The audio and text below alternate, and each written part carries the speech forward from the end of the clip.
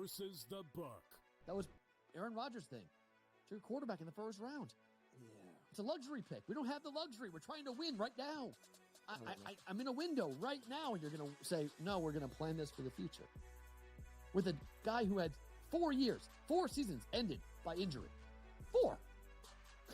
Like, Michael Penix is a walking injury. Like, what are you doing taking him in the top 10? The Bostonian versus the book. And now you have to qualify, and these majors, you got to go do it, man. Like, and it just comes off really petty to sit up there and be like, I'm not. You know what you signed up for. So I don't like the pettiness, and I 100% think Taylor Gooch should be in the major championships. Mm-hmm. So in the same note, I'm saying this, but also it's like, hey, this is the world in which we live in right now, and you don't deserve anything. Only on SportsGrid. It's smarter to be on SportsGrid, your 24/7 sports wagering network. The early line. Magical and historic season in Lincoln, Nebraska continues. He is the best player in the NBA, but also in the biggest moments where the national media is watching. Newswire. Something that we have never seen happen before with one of the iconic coaches in the game. Pharrell, coast to coast. The team covers. It's automatic. It's every time. Not sometimes. It's every time. Game time decisions. Luka is actually far more dangerous from 3 on the road this year than at home. This game here tonight, you may want to consider taking as many points as humanly possible. In-game live. Prime time. We got not 1, but 2 coaches fired systems in place. Sports Rage Late This sort Night. of has letdown written all over it. It's going to be hard to match the emotion that they played with the other night. It's smarter to be on sports.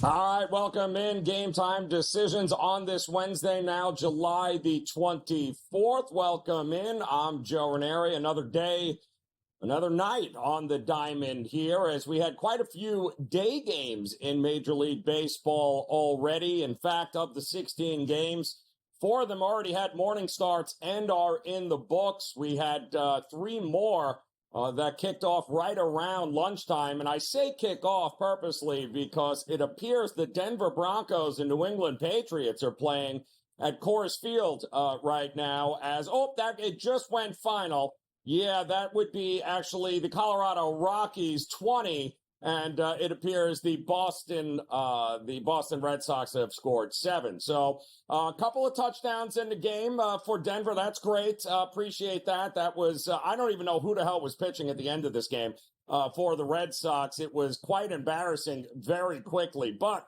Colorado just closed the door on the Red Sox, and that game is now also in the books. We did have a doubleheader. In fact, the second game coming up in just a couple of minutes with the Atlanta Braves. In fact, are getting ready to throw Chris Sale out there after it appears it looks like the Cincinnati Reds have decided that they were not going to deal with a sweep here tonight as they already handled the Braves 9-4 in one of the early starts, but they are going to get ready here to start in just a couple of minutes with Chris Sale. As you can see there, pretty big number for the Atlanta Braves in this one. That's either a very good thing or a very bad thing. The one prop that everyone seems to be looking at these days is also Chris Sale and his K props. And if he was going to hit a K prop, maybe this would be the game to do it in second of a doubleheader. And look at that, it was just postponed. So sorry about that.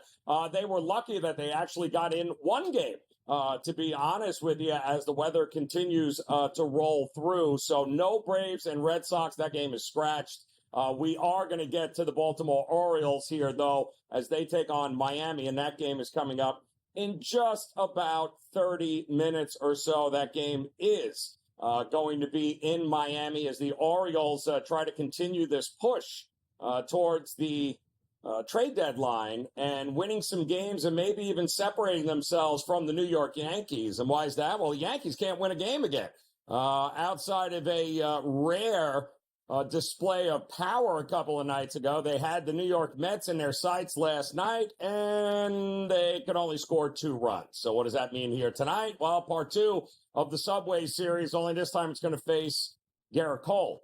And Garrett Cole, who really seems like he's starting to roll into things here now, really starting to shake the rust off to a couple of back-to-back very big outings and big wins for him and the Yankees. They're going to need another one tonight going up against Manaea, who has also been lights out for the New York Mets. And it's ironic, isn't it, that the Mets work the rotation so they throw not 1 but 2 lefties at the New York Yankees. I think that was by design. Why is that? Because the Yankees can't hit water if they fell out of a boat, much less against left-handed pitching this season. So we're going to see if the Yankees can get back 1 here tonight. Pretty decent price on a Garrett Cole at home going up against these New York Mets, who apparently the rumor is they are going to be quite the buyers coming up over the next week. Again, July 30th is going to be that trade deadline. So who's buying and who might be selling when it is all said and done? That is going to be the question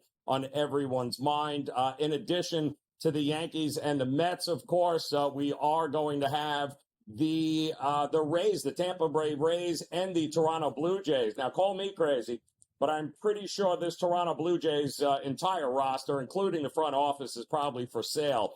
Tampa seems to have turned things around, and why not? All you got to be is 500, just about 500, to give yourself a chance to make the postseason in Major League Baseball. And boy, oh boy, Tampa could really do itself a favor with a couple of wins here tonight, and they're going to look to start it off against Toronto. That game also in the 7 o'clock hour. And then we get to a little bit later here tonight in the 8 o'clock hour, where the Rangers better figure some things out in a hurry, folks, because they are running out of time to decide, are they going to be buyers or are they going to be sellers? And they didn't start the second half off with a bang, as they pretty much got beat up by the Baltimore Orioles there coming out of the All-Star break. But now they've got some games that they can win, and the White Sox are up tonight. Chris Flexen for the White Sox. In fact, I read somewhere that Chris Flexen, as a starter, has one of the absolute least profitable trends that you will ever see on any team with anybody in the history of Major League Baseball. Backing Chris Flexen as a starter on I don't care what the team is usually not a winning proposition. Nate Eovaldi on the mound there for Texas here tonight, hoping that he can get them back on the right track and start winning games. The only chance for the Texas Rangers is they've got to win the games they're supposed to win. And this is a game that's very winnable. I don't mind the run line price on this one either, as I do trust certainly those Rangers bats more than I trust anything the White Sox might be throwing out there. The Royals and my man, Michael Wacha, maybe no more profitable pitcher in the first 5 to back than Michael Wacha on the Royals. He's been like that, quite honestly, over the last couple of seasons here. Taking on to Arizona. This is the rubber match of this series here, as both teams have won one game here. And can they and will they, the Royals at home, be able to score enough runs? The under hit last night. Wouldn't shock me if the under hits again here tonight, but certainly if it ain't broke, we're not looking to fix it with Wacha on the mound. We are looking to back him in the first 5. And all of this tonight here on the Diamond will culminate with, you guessed it, the Dodgers taking on the Giants here. There is nothing like watching Robbie Ray. Who? Yeah, Robbie Ray. Didn't he retire?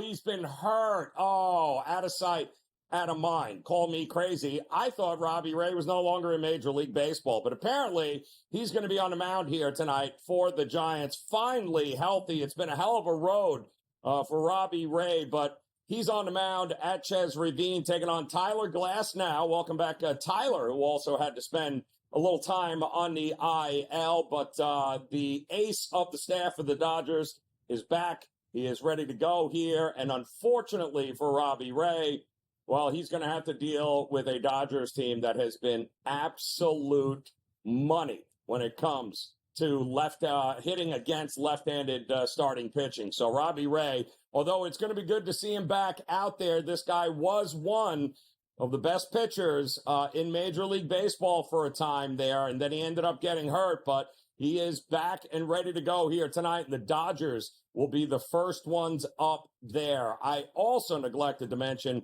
coming up this hour, the Padres and the Washington Nats.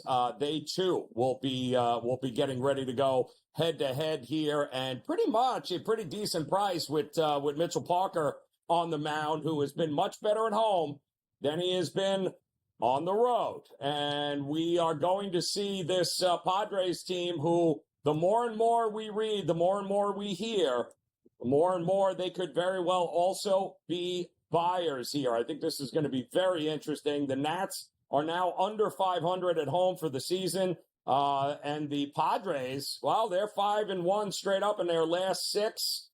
They should have a pretty good time with Waldron, their young stud knuckleball, on the mound here tonight against this Nats team.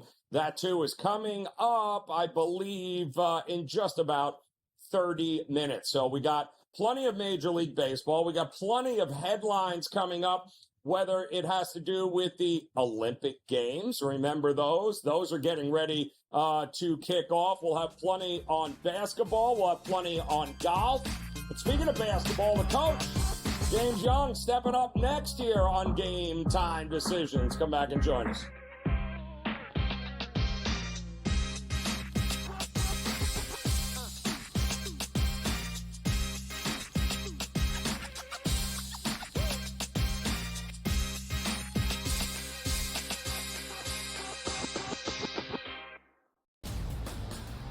DeMar DeRozan now joins that team in Sacramento with the Kings. De'Aaron Fox, Domantas Sabonis, Devin Carter, who they drafted early, Keegan Murray as well. A Kings team, DRS, that has been a playoff contender. Is it going to equate to a championship? Probably not. That's not the goal. Make your team better every offseason. The Kings definitely got better with that move here, Ben.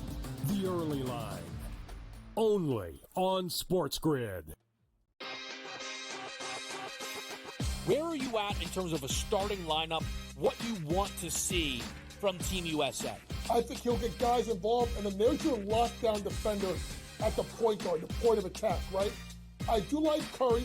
I would then go with Ant. I like Ant over Booker. I think if you look at the way the Canada game was, they looked kind of slow starting, and then they kind of got rolling. Game Time Decisions, only on SportsGrid. We talked about Major League Baseball and its rule, or actually its relationship with sports betting and gambling. Integrity is the foremost concern, and a lot of people are questioning that given all the scandals, right? There's Mercano, there's Pat Hoberg, one of the best umpires in MLB, suspended right now. We don't exactly know what he did, but he's been disciplined, and he hasn't umpired a game this year. Newswire, only on SportsGrid. If this wind, like we have out of the Northwest, was here all week, it would be insane watching these guys play in it. But it's going to be a southwest wind, which makes it a little easier as far as the direction of the wind. The guys will have it a little bit of a break on the back nine. But it is such a fun golf course, one that I really do think tests every single aspect of your game. Only on SportsGrid.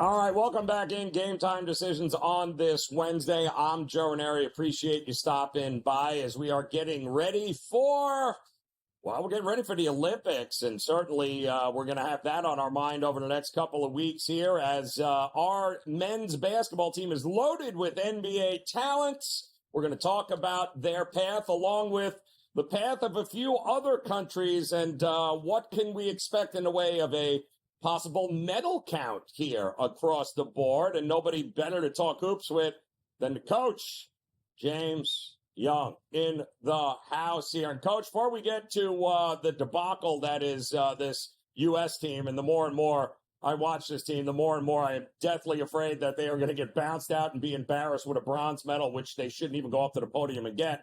But I want to start with, first and foremost, we just learned that the NBA has agreed to a new national television deal with, of course, who else? Walt Disney, ESPN, ABC. Also, NBC and Amazon, Coach. They announced this new pact that's going to be 11 years, $76 billion. That's what it be, 76 billion as that deal that they have in place currently.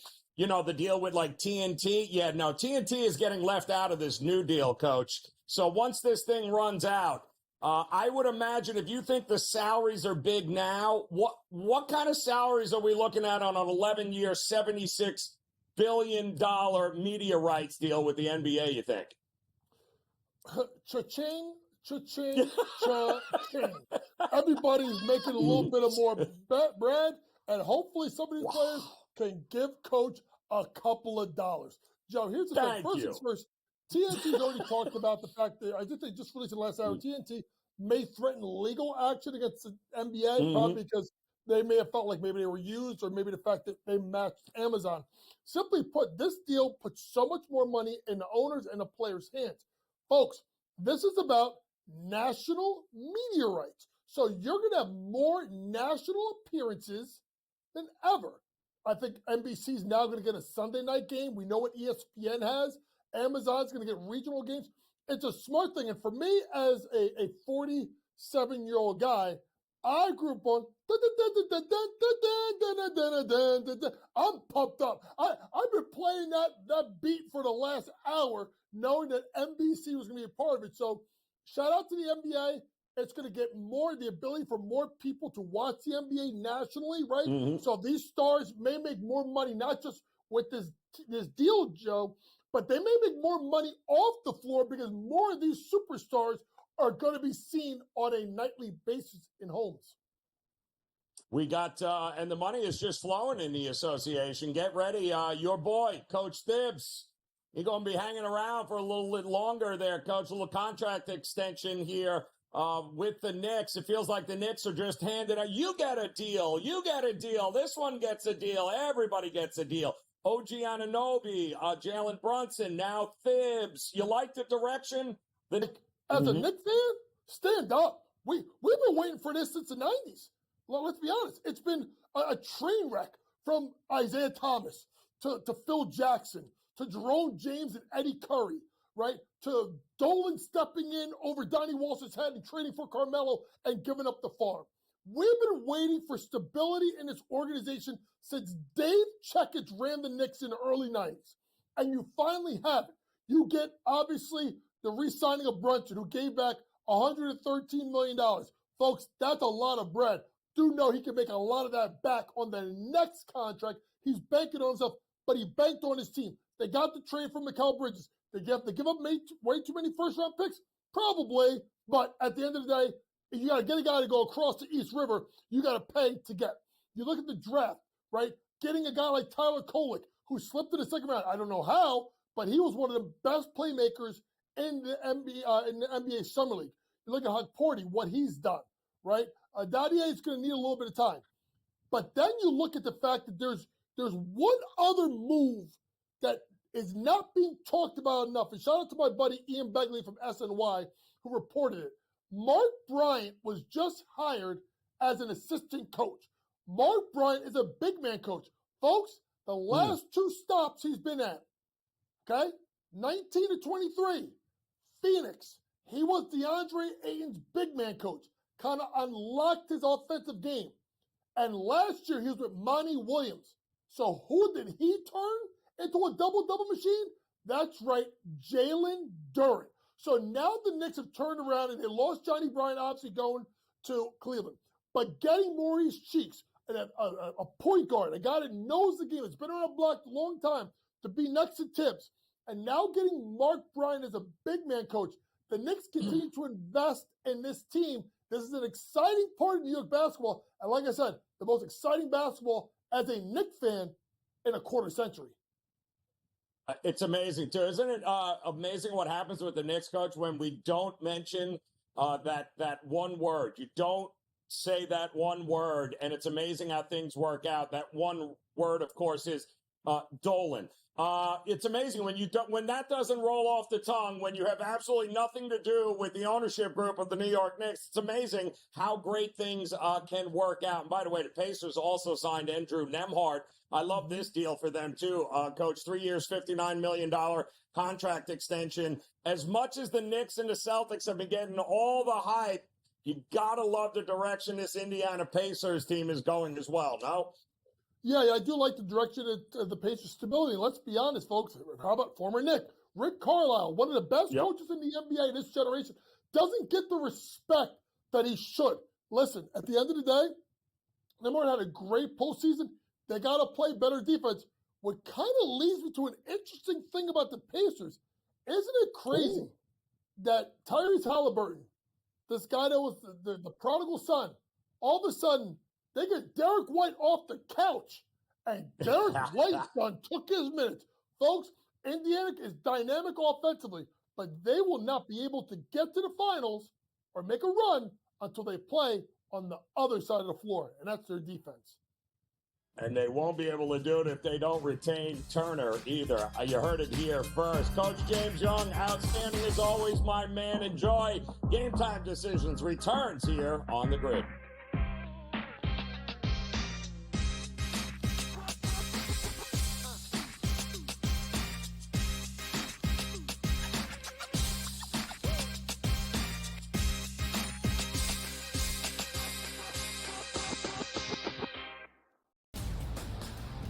DeMar DeRozan now joins that team in Sacramento with the Kings. De'Aaron Fox, Domantas Sabonis, Devin Carter, who they drafted early, Keegan Murray as well. A Kings team, DRS, that has been a playoff contender. Is it going to equate to a championship? Probably not. That's not the goal. Make your team better every offseason. The Kings definitely got better with that move here, Ben.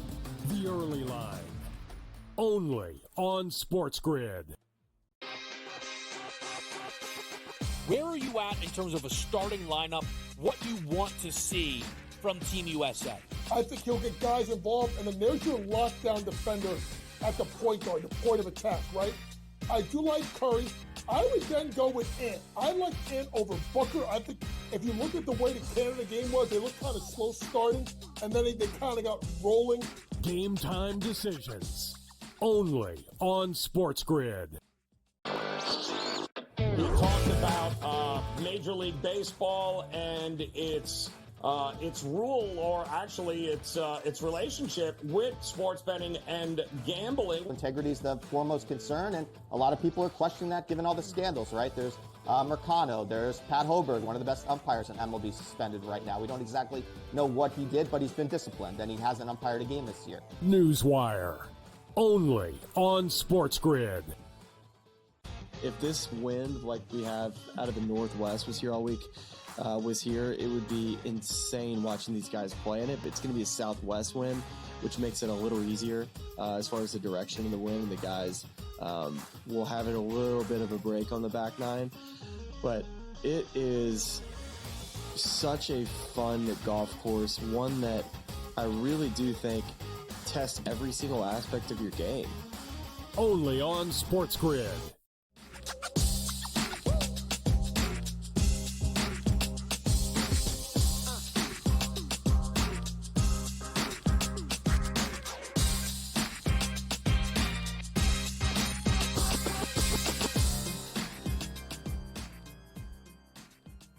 All right, welcome back in Game Time Decisions here on the Sports Grid Network. I'm Joe Raineri. We appreciate you hanging out as we're getting ready, of course, for the next wave of Major League Baseball games to get underway, including the Orioles trying to extend their lead over the New York Yankees in the American League East. It'll be easy. Why? Well, they're taking on the Marlins, or maybe it won't, as their top draft pick there, Chase McDermott, set to make his debut against the local Miami Marlins here tonight. So that game is coming up, as well as Washington and the Padres here in about 10 minutes. We will, of course, keep you abreast of what is happening there. And we had mentioned earlier, get ready. The Olympics coming to town. Well, coming to Paris, but it will be coming to a television screen near a town really, really quickly. I cannot believe the Paris Olympic Games are already here. We are still right around the 45 day away from any sort of NFL football. College will be here, but over the next 2.5, 3 weeks, it's going to be a lot of Olympic talk. And when you look at some of the prop betting here when it comes to, I don't know, how many gold medals. This is always a fun bet to have here because the Olympics, most people, they'll watch the basketball, they'll watch some of the gymnastics, but the odds are you're probably diving into the prop market when it comes to the countries and the most medals here and who's going to have the most gold medals. And of course, Team USA is the odds-on favorite to go ahead and nail the most gold medals in this here. And why wouldn't they be? China is also up in the when it comes to medal bearing. China is also going to be right up there, as is Great Britain and Japan. In fact, the U.S., I believe their number is at 140. If I'm 40 and a half, rather, is going to be their total medal count there. The over is seeing a lot of money and a lot of juice. Also, China getting a ton, 34 and a half. The over is getting a ton going on there as well. And how about our neighbors to the north in Canada? Well, they've got a nice number and a medal count too as well, although it's not tremendous because we're only looking at 5.5 there. That's right, 5.5 with the juice to the over with our Canadian friends. I'm wondering what Gabe Morency and Cam Stewart think about that low number. 5.5 for Team Canada when it comes to gold medals. And of course, what about the host country? How will they fare here? Well, France is hanging in there with a pretty decent number as well. 24.5, I believe. That's what we're looking at for golds with the host country. However, the market is not a big fan of believing France is going to take home over 24.5 gold medals. As you can see, the under is getting a ton of see in this one, but yet 24.5 for the host country is not bad. Great Britain also coming in, I believe, at 16.5 gold medals coming up here. Also being slightly juiced to the over. Will Great Britain get over or at least 17 gold medals here? I happen to know somebody that's on this bet and does certainly believe the over, and that number is wrong, does think that there is some value on the over with Great Britain. And of course, the Netherlands is another country that the odds are interesting. 14.5. This is another one also getting a ton of love and a ton of steam to the over here. 14.5 in the Netherlands, very capable here of being able to take home more than 14.5 gold medals. The Team USA, though, I mean, you just got to bet the over 40.5, don't you? I mean, at this point, there's really, you can start rattling off going across all the opportunities you're going to have for gold, including the men's basketball team, which, let's be honest, there is no reason for Team USA not to be taking home gold there. Soccer may be a different story, but Team USA, certainly when it comes to gymnastics, in the pool, there is a lot to like about this Olympic team here coming up for Team USA, and 40.5 for a total. Might be worth a look there. Again, juiced a little at minus 130 to the over, but that is where my money went. I'm taking the over for Team USA gold. So this way, if they don't actually, and knowing my luck, it's all going to come down to Team USA and the NBA, all these NBA players, in order to be able to bring this up and over that 40.5 number, and that's what's going to happen here. And then we're going to scream and yell at Joel Embiid. All right, game time decisions, much more coming your way. Major League Baseball when we get back here on the grid.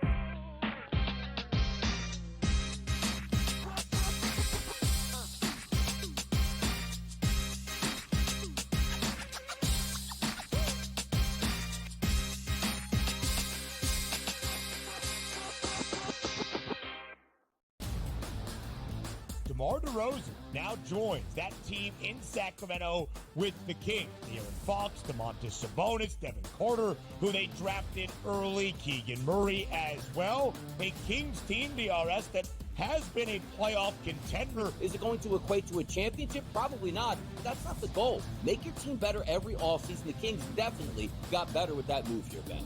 The early line. Only on SportsGrid. Where are you at in terms of a starting lineup, what you want to see from Team USA? I think he'll get guys involved, and then there's your lockdown defender at the point guard, the point of attack, right? I do like Curry. I would then go with Ant. I like Ant over Booker. I think if you look at the way the Canada game was, they looked kind of slow starting, and then they kind of got rolling. Game Time Decisions. Only on SportsGrid. We talked about Major League Baseball and its rule, or actually its relationship with sports betting and gambling. Integrity is the foremost concern, and a lot of people are questioning that given all the scandals, right? There's Mercano, there's Pat Hoberg, one of the best umpires in MLB, suspended right now. We don't exactly know what he did, but he's been disciplined, and he hasn't umpired a game this year. Newswire. Only on SportsGrid. If this wind, like we have out of the Northwest, was here all week, it would be insane watching these guys play in it. But it's going to be a southwest wind, which makes it a little easier as far as the direction of the wind. And the guys will have it a little bit of a break on the back nine. But it is such a fun golf course, one that I really do think tests every single aspect of your game. Only on SportsGrid.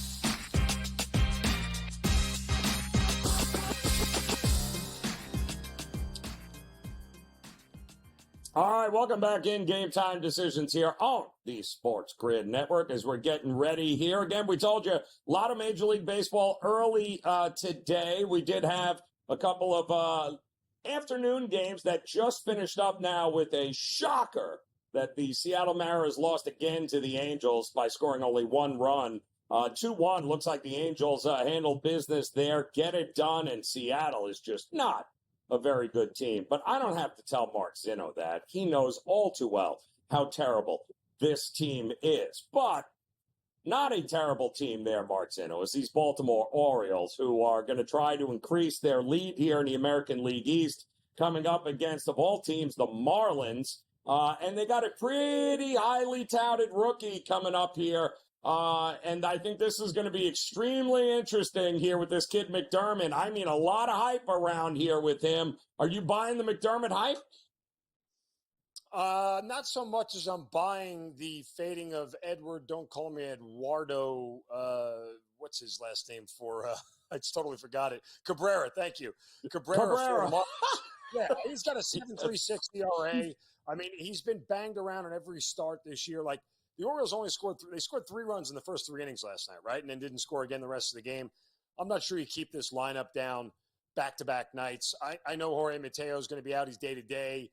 They've had some injuries, and the Orioles have kind of hit a little bit of a snag at times, but they are 30-18 on the road.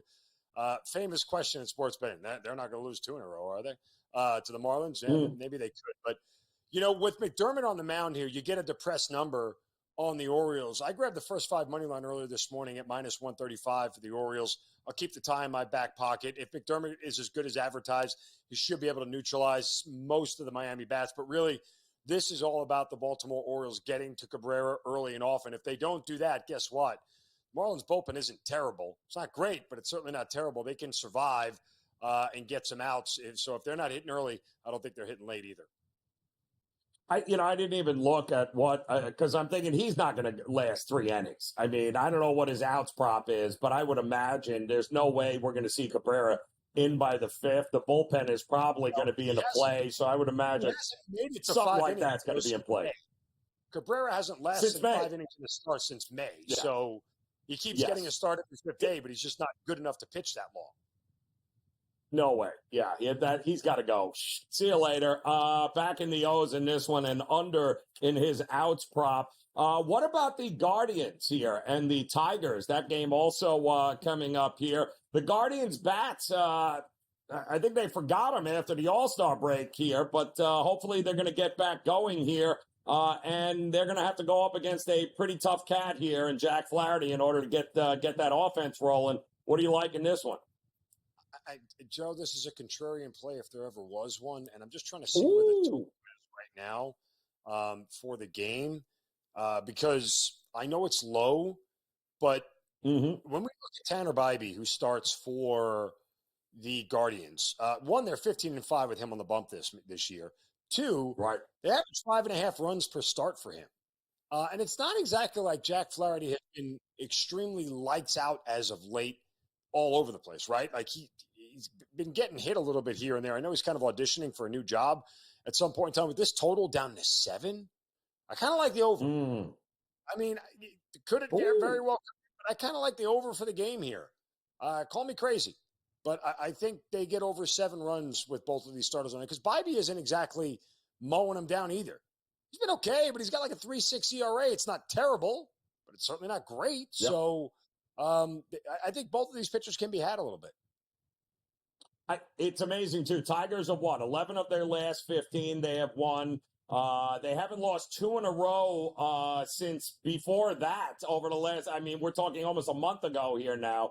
Cleveland, not great, although they got the win yesterday at 5-4. It also feels like this is a pretty good in-game opportunity, right? Because I got to believe if the Guardians have a lead after the 5th inning, 6th inning, you got to believe that bullpen is going to be able to hold the Tigers down. So the Tigers better be leading after the 5th inning if they're going to have a shot pulling this. And you think the runs are coming here, which means the Guardians better have some runs on the board here tonight. Yeah, I think they are. Look, if you go back to the beginning of May, Jack Flaherty had allowed 4 home runs from the first start in May through June 15th. In his last 4 starts, he's allowed 6 home runs. 3 of them in one game to the Angels. So, again, I think runs are coming here, especially since Cleveland, in the 2 previous starts Flaherty's had against him, he went 6 innings, 2 runs. Then he went 6 innings, 1 run. Like, it's really hard for pitchers to – I know it's like the old football thing. It's hard to dominate 3 times in a row, but they've got enough tape on them. They've seen enough. They can make sort of adjustments here. And Cleveland not wanting to lose their grip on the division, I think they can get to this guy tonight. So I'm with you, especially if the Guardians take an early lead. Yeah, it might be trying to get an in-game. Yep, I agree. 7 of their last 10. They got to get it going here, the Guardians, if they're going to remain up at the top there. The Padres and the Nationals, this is another interesting game. Waldron has had his ups and downs. Parker going for Washington here. It just feels like the Padres have owned Washington. The number is 8.5. That might be a little bit too low. What are we going to get here in this one, you think? I think it is runs. The Padres are a tough team to figure out, but we do know this about them. They score a hell of a lot more on the road than they do at home. One of the highest batting average teams, the highest scoring teams on the road. So when you put all that in an equation here, and I'm looking at a team that, hits the ball as well as they do away from home, I don't know. To me, it feels like either San Diego team total is kind of where I would go.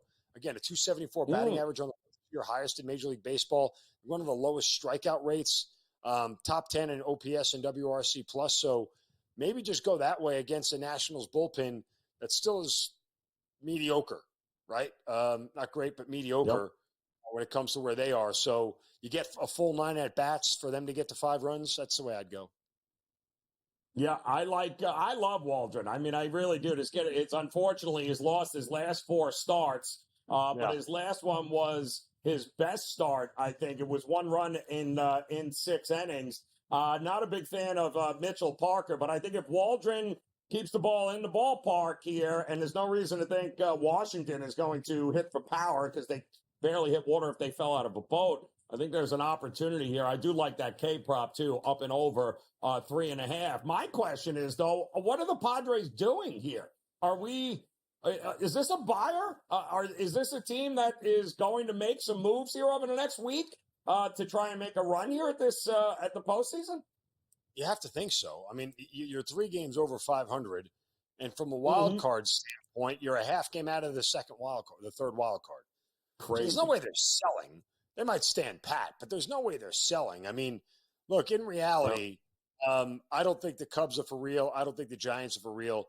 But from the Reds, between the Reds, Pirates, Diamondbacks, Padres, and then you have the Cardinals and the Mets, who technically, and the Braves, who hold the 3 wild card spots. There's a lot to be decided in the National League. Like, I think this is far from over. I don't think any of those teams are selling. They might stand pat, but their plus 39 run differential should be much better than what their record is.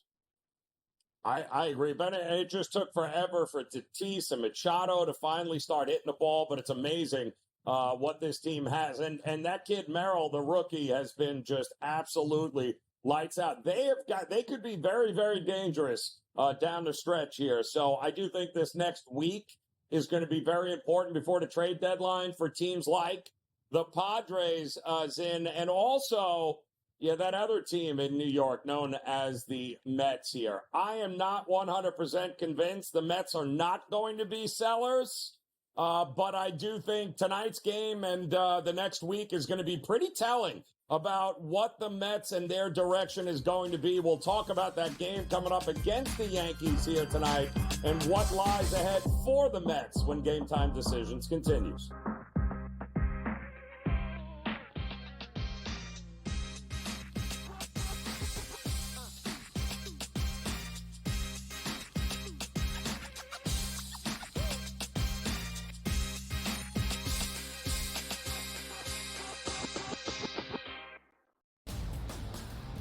DeMar DeRozan now joins that team in Sacramento with the Kings. Aaron Fox, Domantas Sabonis, Devin Carter, who they drafted early, Keegan Murray as well. A Kings team, DRS, that has been a playoff contender. Is it going to equate to a championship? Probably not. That's not the goal. Make your team better every offseason. The Kings definitely got better with that move here, Ben. The early line. Only on SportsGrid. Where are you at in terms of a starting lineup, what you want to see from Team USA? I think he'll get guys involved, and then there's your lockdown defender at the point guard, the point of attack, right? I do like Curry. I would then go with Ant. I like Ant over Booker. I think if you look at the way the Canada game was, they looked kind of slow starting, and then they kind of got rolling. Game Time Decisions. Only on SportsGrid. We talked about Major League Baseball and its rule, or actually its relationship with sports betting and gambling. Integrity is the foremost concern, and a lot of people are questioning that given all the scandals, right? There's Mercano, there's Pat Hoberg, one of the best umpires in MLB, suspended right now. We don't exactly know what he did, but he's been disciplined, and he hasn't umpired a game this year. Newswire. Only on SportsGrid. If this wind, like we have out of the Northwest, was here all week, was here, it would be insane watching these guys play in it. But it's going to be a southwest wind, which makes it a little easier as far as the direction of the wind. The guys will have it a little bit of a break on the back nine. But it is such a fun golf course, one that I really do think tests every single aspect of your game. Only on SportsGrid.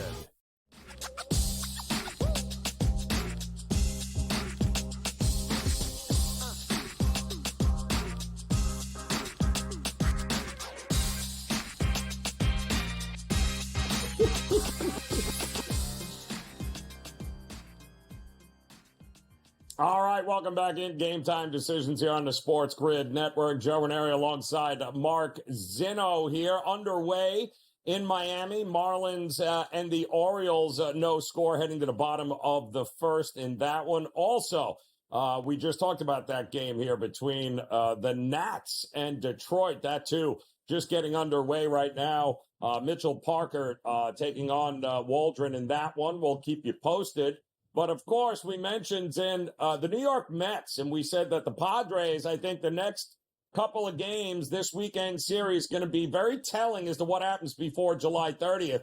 And I think the Mets are in that same boat. I'm not 100% sold that the Mets are going to go all in on anything, but it would help if they won this game here tonight against Garrett Cole. That's a big if, though. How are you approaching this Yankee-Met round 2 here, the Subway Series? Well, the Mets won both games at Yankee Stadium. I'm sorry, at Citi Field, rather. And they won the first one last night. But the Mets lined up their rotation to get 2 lefties starting against the Yankees. Why did they do that? Well, because the Yankees can't hit left-handed pitching. It's kind of embarrassing, actually, with the short porch in right field that they can't hit lefties. Yep. It's embarrassing that 7 of the guys in those lineups are actually names on a lineup card at this point in time. But that's a whole different conversation. The point being here that, the Yankees are going to have to go up against Sean Manaea, who's a human Cabbage Patch doll at this point of his life. Looks like a young Cabbage Patch doll. It's a girl with all that hair. But, again, another conversation. So I think Manaea does fine. The last time he faced the Yankees, he went 5 innings, gave up 2 hits and no runs. I expect that again, just because how bad the Yankees have been against lefties. And Garrett Cole is really rounded into form his last 3 starts. He came off the IL, had 3 starts that were a little bit shaky. But he's looked really good in his last 3, and I expect him to be back to where he is. And much like last night, as they entered the 5th inning in a 1-0 game, I would expect that this game is going to stay under 4.5 in the first 5 once again. It feels like a dead under across the board, though, right? In this game, doesn't it? It just feels like there's absolutely no And let me ask you this: do they even pitch the Judge here? Because they didn't last night. Outside of the 9th inning. Yeah, they walked him 4, which again was kind of maniacal that you'd walk him 4 times and then pitched him in the 9th inning as the go-ahead run. Hospitable managing at its finest. Neither here nor there would have, could have blown up in his face ridiculously. But yeah, pitch around him. What's the reason to pitch to Soto and Judge if you don't have to? There's a guy batting a $188 sitting behind them in the lineup. And if you don't get him out for some strange reason, there's a guy batting 206 next to him. And if you don't get that guy out, whoa, look out. There's a guy batting 227 after him. So at some point in time, you're going to run into a hitter that's below the Mendoza line in the Yankees lineup. And if you don't get that guy out, there's another hitter right behind him, not named Judge or Soto, that's right at the Mendoza line. So, yeah, smart move by the Mets last night. I'd pitch around them both.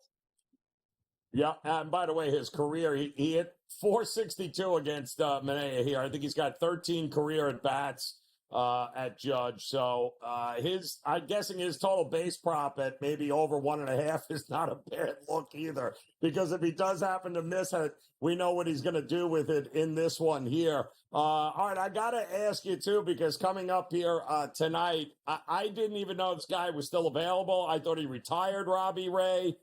This is just a head-scratcher to me that the Giants are going to roll this guy out. He was, let's not forget, right, at Toronto and Seattle. This guy was just lights out for a nice stretch there. Ended up getting hurt, but what are you thinking, Robbie Ray, back on the mound here tonight going up against Glasnow, the Dodgers?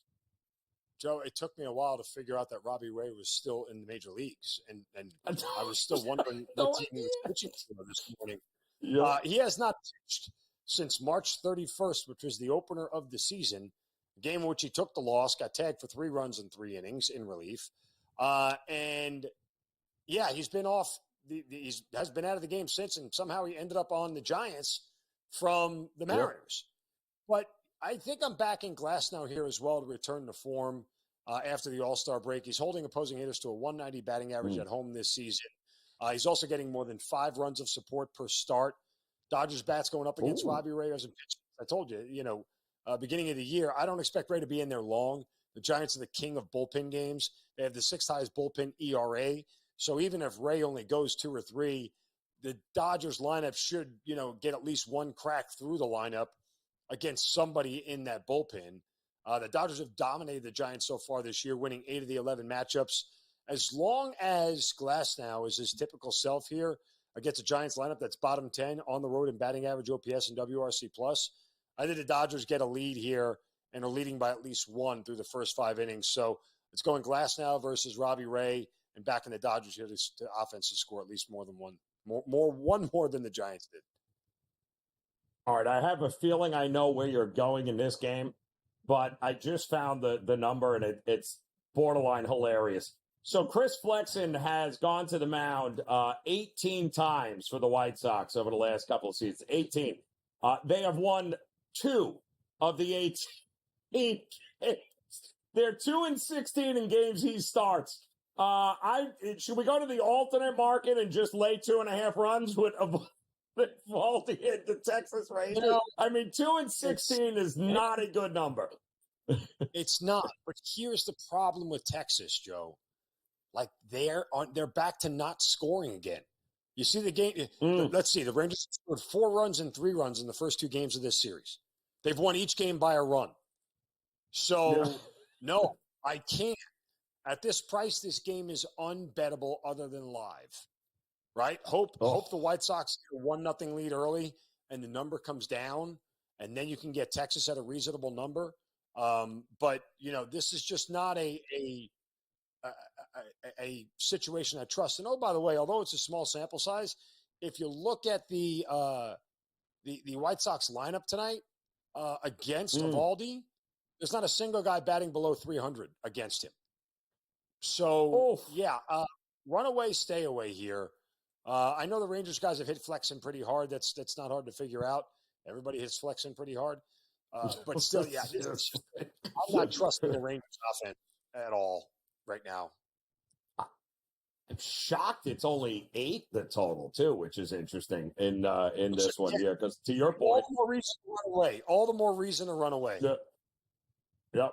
Both of these teams could very much have this could be ugly in a hurry here in this one. All right, Zin, outstanding Robbie Ray on line 2 for you. He wants to talk about that wall behind you. We'll be back, though. Game Time Decisions continues on the grid.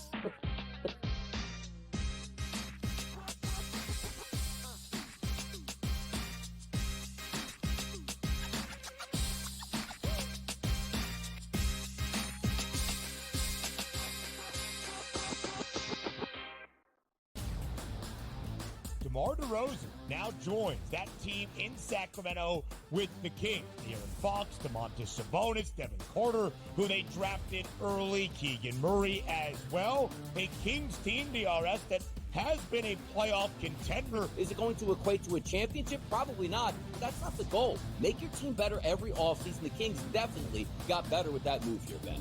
The early line. Only on SportsGrid.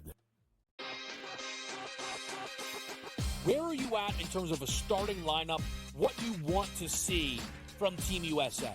I think he'll get guys involved, and then there's your lockdown defender at the point guard, the point of attack, right? I do like Curry.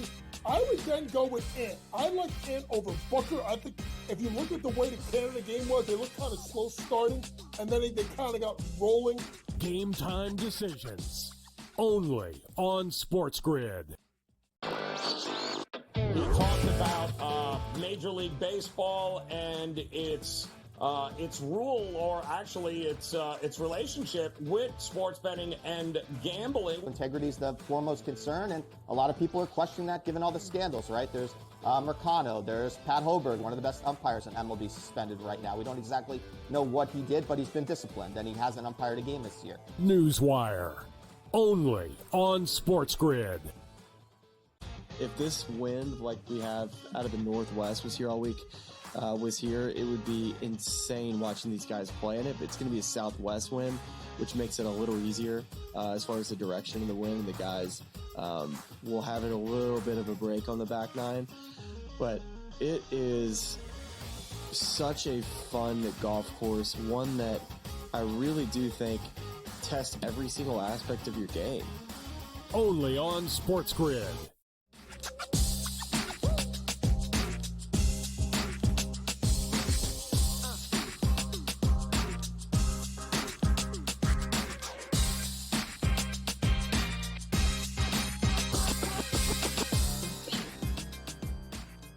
All right, welcome back in Game Time Decisions here on the SportsGrid Network. I'm Joe Raineri. Appreciate you hanging with us here as we look to close out this first hour together. Much more to get to coming up, but we are getting some breaking news here. You might have heard earlier in Major League Baseball, the Brewers and their stud outfielder Christian Yelich on the IL right now with a back injury. And now it is being reported, I believe Ken Rosenthal is reporting that there may be a situation here in which he is going to need season-ending back surgery, and that is not good. In fact, they are reporting that Yelich is going to see a spine specialist here tomorrow to discuss his options. And boy, oh boy, the possibility of season-end surgery is not good. And this guy was tearing it up once again here. And if he is out for the foreseeable future here, that is going to be a different-looking lineup. And by the way, he does have a history of back injuries, and I remember this when he was with the Marlins. In fact, he's 32 now, and I remember then every so often he'd miss a couple of games because the back would flare up. He'd have some injuries there, and he would go some stretches where he was just nowhere to be found. And, of course, as he's gotten older, it's gotten progressively worse. And now he has hit the IL with back issues. This is now the 6th time in his major league career that he has done this, and I believe it is also the 4th time that we are going to see him land possibly for an extended period of time since 2021. So this is not good at all for the Brewers. The question is, where do they go from here? So they and the good news is they got Gary Sanchez off the injured list. No, I said that with a straight face. I apologize. But yes, Gary Sanchez was activated off the injured list. So Yelich goes on, Gary Sanchez comes off. What does that mean? Absolutely nothing, other than Gary Sanchez is probably going to continue to strike out coming off of that calf strain. But it is a trade deadline. They do have an opportunity to Brewers, and I've been yelling for Yelich. Oh, that would have been great. No, I've been yelling about the Cardinals' chances that I liked them in order to be able to catch the Brewers. And I like the chances even better now. Yelich cannot be underestimated. His leadership and what he has been able to do at the plate this year is huge for the Milwaukee Brewers. And any extended timeout, and if in fact it is season ending, and going to see a spine specialist doesn't feel like that is a great situation right now. So we'll have to keep an eye on that. We'll also have to keep an eye out to see exactly what they're planning to do with this lineup right now. You want to talk about a productive year. I mean, this guy has been crushing it. He's also been stealing bases again, looking a lot like he did back in that 2018-19 season when he was an MVP-style hitter and player. I still think that this is going to be a much bigger loss as this season rolls on for the Brewers. We are off and running in a couple of these games already here in Major League Baseball, including Detroit with a Matt Vierling opposite field shot in the top of the first inning off for Tanner Beebe. It remains a 1-0 game there as the Guardians are getting ready to come up in the bottom of the second. And we still got no score in Baltimore and the Marlins, but we all know that is probably not going to last before it is all said and done. And the Padres and Nats also have nothing going on, no score there heading into the bottom of the first. If you did miss it earlier today, by the way, we were supposed to have a doubleheader tonight. Those of you waiting for Chris Sale and the Braves to take the field to get that second end of the doubleheader against the Reds, that game was postponed and rained out. They did get the first game in, and the Reds ended up handling business against the Braves. They are another one of these teams in which, make no mistake about it, we are going to try to figure out exactly what they might be buying and how active are they going to be coming up over the next week. July 30th will be here before we know it. And there are the list of teams that are losing players and need some help is growing. The question is, how many players are available that are going to move the needle? And Atlanta needs a lot of help. Milwaukee is now going to need the help if they're going to fend off the Cardinals. Man, this weekend series is going to be huge across Major League Baseball. We'll have more on that. Another hour of Game Time Decisions continues on the Grid.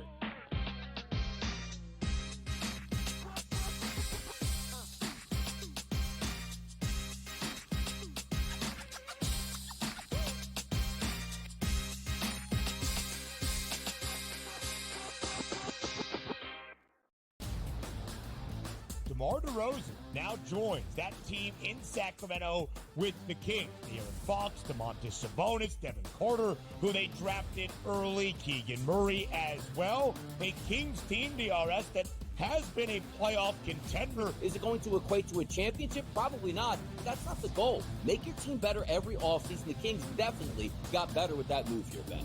The Early Line. Only on SportsGrid. Where are you at in terms of a starting lineup?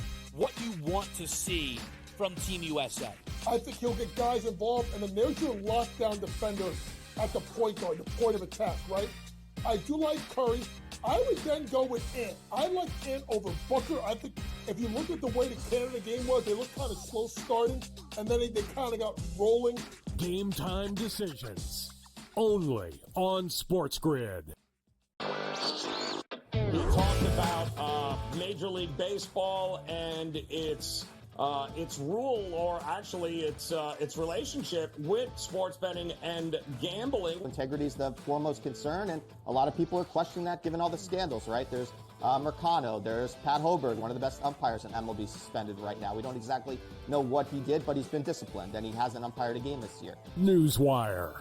Only on SportsGrid. If this wind, like we have out of the Northwest, was here all week, it would be insane watching these guys play in it. But it's going to be a southwest wind, which makes it a little easier as far as the direction of the wind. The guys will have it a little bit of a break on the back nine. But it is such a fun golf course, one that I really do think tests every single aspect of your game. Only on SportsGrid.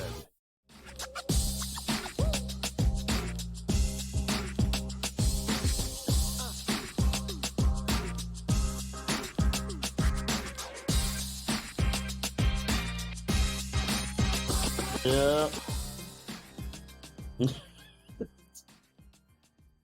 All right, welcome back in Game Time Decisions here on the SportsGrid Network. Off and running another hour with you as we get ready for a Subway Series. Actually, there has not been all that competitive, really, because the Mets seem to have just been handling business against the Yankees. They're going to have another opportunity here tonight, but they're going to have to handle it against the Yankees ace there, and Garrett Cole taking up Sean Manaea. And Joe Madden knows all about this series here.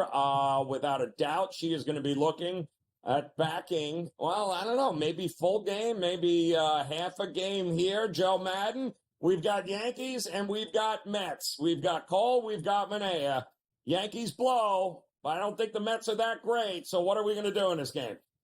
Yeah, the Mets aren't that great. And I was shocked with what we saw yesterday. The Yankees' inability to hit off of that bullpen was just so frustrating. They kept getting runners out on base and leaving them out there. Aaron Judge, he got walked 4 times in that game. Now, will Manaea be able to walk him in this one? That is a huge question mark, and I don't think he will be able to. I do think we'll see Judge come into play, and I'm looking at Garrett Cole. I'm looking for him to be able to stay hot in this matchup here today. Just looking at the pitching, there is no comparison in my mind between Sean Manaea and Garrett Cole, and I think Cole has every ability to shut down the Mets lineup. I'm going to look at the Yankees in the first 5 on that run line. On the run line in the first 5, laying the half a run, Joe, it's coming in at minus 130. I know Manaea silenced the Yankees back in June. He went 5 innings, shutout innings, allowed those 5 walks. So I think there's going to be walks coming for him in this one as well. He's going to try to walk Judge, but give me Judge. Come on, Judge. We need him to play a huge part in this one, Joe. So the Yankees run line first 5. I'm with you there. I like Judge. He is actually, we had the numbers last hour. He's dominated Manaea in about, I think, 13 plate appearances, hitting almost 500 against him. His total base prop, too, over 1.5. I got no problem looking at him there, because if he doesn't get it, we're in big trouble. So let's hope that he handles business against Manaea. What a difference a couple of years makes. Your Toronto Blue Jays are underdogs against the Tampa Bay Rays at the Rogers Center. What in the world is going on here? What are we doing with Toronto and Tampa Bay coming up? You know I love to fade my Toronto Blue Jays, and the frustration as a fan today, hearing that they're keeping that core together. Well, I think they really need to be broken up. I don't think this team is working, but I look at this matchup here, and I can't trust Zach Eflin in it versus Rodriguez coming out here for the Toronto Blue Jays. I love that the Jays are a dog price here at home. This is a price I'm willing to jump on them. We know earlier in this series here, you're looking at the Toronto Blue Jays coming in. They were right around minus 144 at closing versus the Tampa Bay Rays, and the Rays were able to get the win. I think the card flips in this one. I do think Toronto answers back in this game versus the Tampa Bay Rays. I'm going to take them here at plus 100. And we look at Rodriguez. I think he can come out strong. I think he can get those strikeouts on the board. Taking him over, just his regular strikeout number is way too juicy. It's sitting at 4.5, Joe. It's minus 156 to the over. So I altered this. 6+ Ks for Rodriguez here, coming in at plus 146. The Giants are striking out at 23.9% on the season versus righties. And I think he's going to have his way with this lineup here. So give me the Toronto Blue Jays on the money line. Joe, I don't think I've said that once this season. It's normally a fade spot, but I think they can get it done today. I was going to say, I can't remember the last time we've actually been like, yeah, Toronto is the right side here. But you would think at home, and maybe there's a few less guys worried about, not playing in Toronto next week with the trade deadline, which is always hanging over their head. So, yeah, now would be the time, the Blue Jays, to kick it into another gear. That would be fantastic. And we were having a discussion about this game a little bit earlier here between the White Sox and Chris Flexen and Evaldi and the Rangers here tonight, the champs at home. What are we doing with this game here? Look at that number, minus 270. Disgusting on so many levels. It is, and I think you're buying a White Sox jersey here if Chris Flexen is able to record the win, right, Joe? We were talking about this. I know his numbers look terrible. He's 2-9 on the season with a 5.22 ERA, but he's been fire versus the Rangers in his career. You look at him in his career, he's recorded 6 wins, had no losses. He's got a 3.14 ERA. And then we look at Evaldi coming out here, and his career numbers versus the Chicago White Sox were really surprising to me. He's gone 2-2 with a 5.67 ERA in 21 innings pitched. So I do think the Chicago White Sox, for some reason, will be able to hit Evaldi out here. It's just not a solid matchup for him, even though he's been so strong at home on this season. I'm looking for the Chicago White Sox to come out strong, but this has to be dependent on Chris Flexen doing what he's done in the past versus the Texas Rangers. So give me the Chicago White Sox. On the money line, I put a sprinkle at plus 220. I also took the run line plus 1.5. You're still getting plus money at plus 112. And if they don't get it done, well, we blame it on Chris Flexen, but he has to come out strong tonight. You look at even yesterday, it was a tight game. It was a 3-2 win only for the Texas Rangers.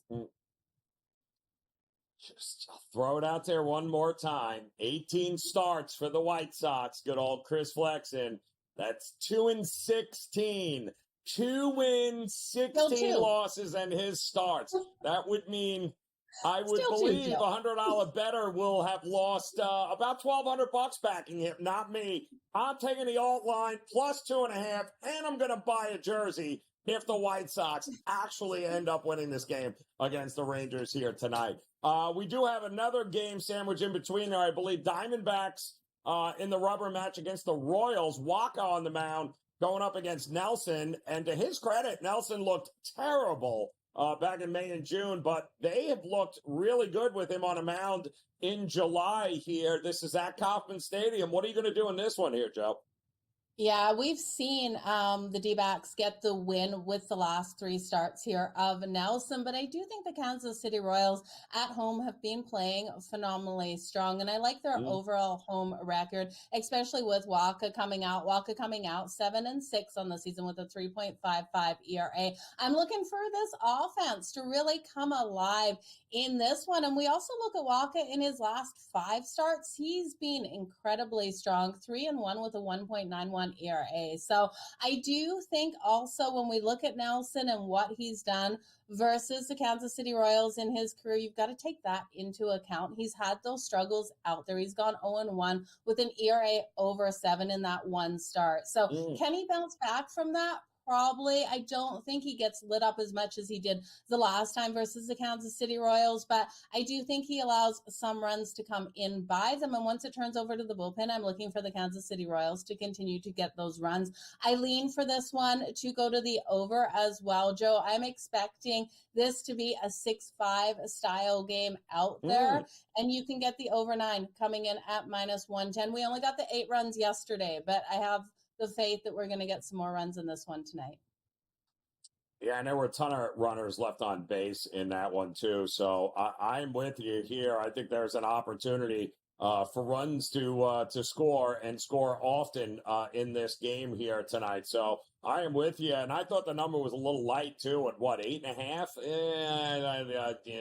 No, I'm going up and over with you. I think let the home runs begin here. We do also have a late game coming up, Joe, between the Giants and the Dodgers. I know you've got a bit of a same-game parlay there, so we'll hold off, come back and lay that game out for us. In the meantime, Washington has just hit a 3-run home run off of Waldron. They are now up on the Padres 3-0 quickly in the bottom of the first, and it does appear that Detroit still with only a 1-0 lead over the Guardians in quite the pitcher's battle there. We'll talk some Giants-Dodgers with Joe Madden when Game Time Decisions continues here on the Grid.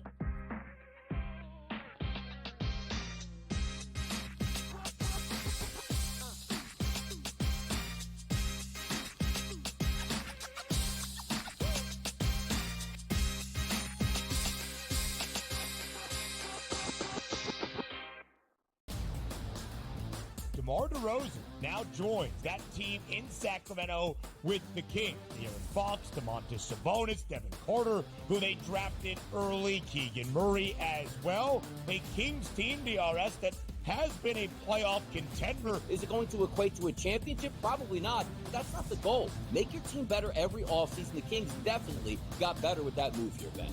The early line. Only on SportsGrid. Where are you at in terms of a starting lineup, what you want to see from Team USA? I think he'll get guys involved, and then there's your lockdown defender at the point guard, the point of attack, right? I do like Curry. I would then go with Ant. I like Ant over Booker. I think if you look at the way the Canada game was, they looked kind of slow starting, and then they kind of got rolling. Game Time Decisions. Only on SportsGrid. We talked about Major League Baseball and its rule, or actually its relationship with sports betting and gambling. Integrity is the foremost concern, and a lot of people are questioning that given all the scandals, right? There's Mercano, there's Pat Hoberg, one of the best umpires in MLB, suspended right now. We don't exactly know what he did, but he's been disciplined, and he hasn't umpired a game this year. Newswire. Only on SportsGrid. If this wind, like we have out of the Northwest, was here all week, it would be insane watching these guys play in it. But it's going to be a southwest wind, which makes it a little easier as far as the direction of the wind. The guys will have it a little bit of a break on the back nine. But it is such a fun golf course, one that I really do think tests every single aspect of your game. Only on SportsGrid.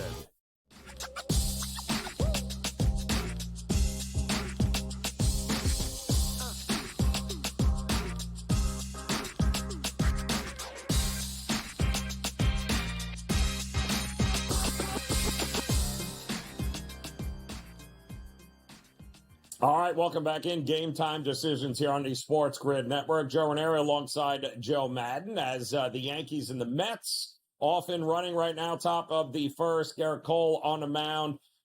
We've got no score early in this one. Obviously, Yankees trying to get one back here. They've had their hands full with the Mets so far in this Subway Series this year. We'll see if that gets done. And tonight we do have a primetime late night game on the West Coast with the Dodgers taking on the Giants, and the return of Robbie Ray. I had no idea he was even still available to return, but he is. He'll be on the mound for the first time in what feels like forever. And Tyler Glasnow also on the mound and back from the IL for the Dodgers. This is a interesting game here, Joe. I don't know what the hell we're going to get from Robbie Ray. I don't know, quite honestly, what we're going to get from, Glasnow either. So are you looking for runs? Are you looking for strikeout? How are you approaching this late game tonight? Okay, I'm going to fade Robbie Ray here because we haven't seen him out there for over a year, Joe. I think he's going to have those struggles. And we saw him when he was last out. He gives up those walks. And we look at the Dodgers here, and I do think they'll be able to get on base versus him in this matchup. And Tyler Glasnow, I have the faith in. He's so strong at being able to get those strikeouts. I know he's just coming back from injury in this matchup, but I think he's ready, and he's ready to go. Otherwise, I don't think they would have sent him out so soon. I think they would have made him do some rehab out there. So I'm going to count on Tyler Glasnow to go over 7+ strikeouts, and I'm going to parlay that straight up with the Dodgers to get the win. That's coming in at +150 when you combine the two together. You look at Tyler Glasnow here, and he's been able to have the 7 or more strikeouts in 11 of his last 13. And you look at the San Francisco Giants, and in the last month, they've been struggling at not striking out versus right-handed pitchers. They're striking out at a rate of 23.6%. So I'm looking for them to continue to have their struggles. Tyler Glasnow to come out nice and strong, and the Dodgers just to get us the win out there. So the 7+ strikeouts for Tyler Glasnow, and the Dodgers to get the win at +150. But I'm also looking at Hernandez here.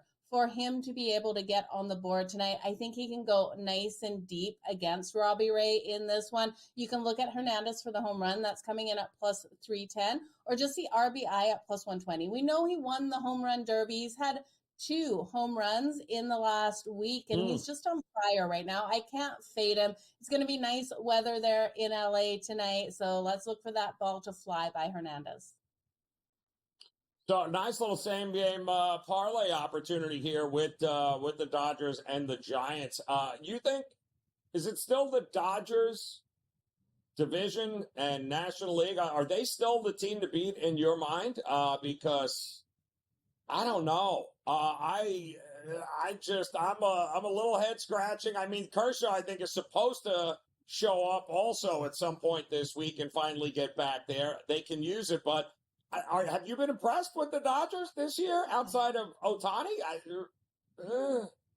hear you. I really do. I hear you. I still do think they have to address their pitching issues, because that is where they're having their most struggles out there, Joe. And if they can address that, if we can see Tyler Glasnow be able to be so dominant out there like we know he can be, and there are other pitchers to really step up, I think the Dodgers have every ability to get it done. We know they have phenomenal bats out there, and they're a team you can count on that top of the lineup to really get on the board. So I do still have faith in them here. I just want a couple of tweaks out there, especially to the pitchers. Their bullpen is pretty solid, but pitching issues is where they're at right now. So we'll see what they do at the trade deadline here. See, now you got me all thinking here. I'm looking at what the Dodgers team total is here. Can I get?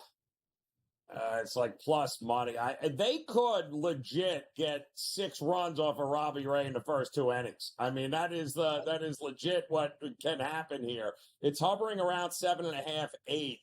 And I'm still not sold that you can't get the Glasnow early too here. So it does feel like we can get a whole lot of ways to win in this game here coming up tonight. And love your same game parlay coming up there. And you're not going to believe it. The Yankees just is that Gleyber Torres just hit a home run to lead off for the Yankees there. How hilarious is that? I thought they traded him.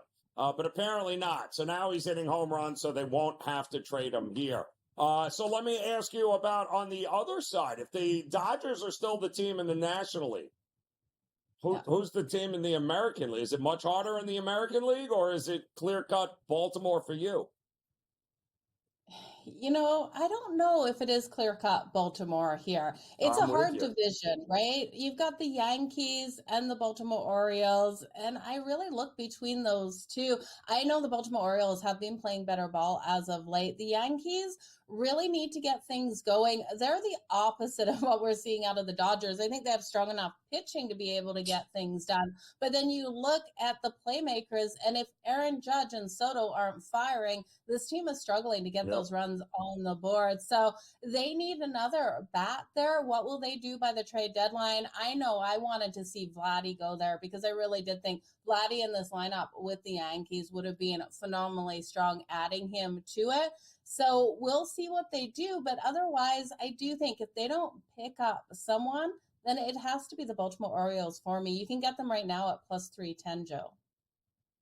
That's crazy that so the Yankees are still the favorite to win the at least at the top there, independent. Baltimore's right behind, but my goodness, I think this trade deadline, I'm kind of with you, and yet Baltimore is the favorite to win the American League East, although it is kind of a coin flip situation. But wow, this trade deadline is going to be huge. Can Baltimore get the arms they need? Can they go get a Tariq Skubal? Can they get a Flaherty? Because they certainly need some help with the starting pitching. But I think it's anything but clear cut. I'm kind of with you. And oh yeah, by the way, are we just Xing out Houston, Joe? I mean, you and I both know they're like a bad rash. You can't get rid of them. Never go away. Just can't get rid of them. Nope, you just can't get rid of them. Garbage pails.